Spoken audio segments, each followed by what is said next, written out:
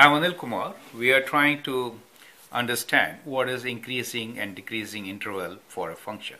Now here is a question from a test paper which we can discuss. The very first question here is, let me just move a page a bit more, says below is a graph of f prime x, that means derivative of a function. For what values of x is f of x increasing? So for what values of x is the function increasing? We are given four choices. Whether A choice is x less than minus 1, B is x greater than minus 3, C is x less than minus 3, and D is between minus 1 and 3. Now this is the very first question in your test paper. I'd like you to pause the video, answer the question, and then look into my suggestion.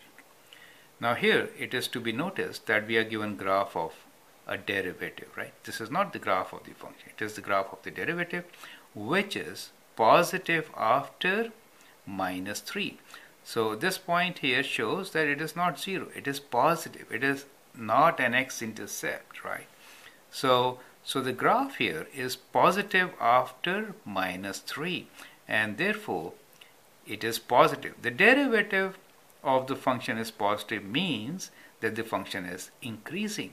So therefore the function is increasing when x is greater than minus 3. So the correct option is option B, when x is greater than minus 3. So that's very important to understand.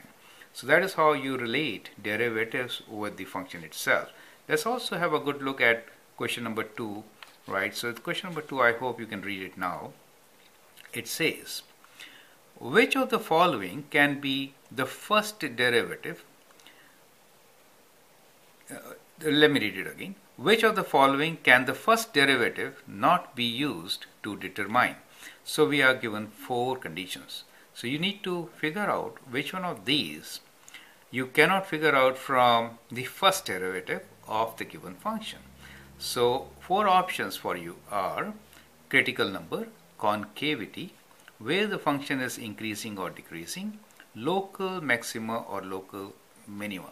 So you need to pause the video, answer the question, that is, the first derivative is helpful to find all other things except one.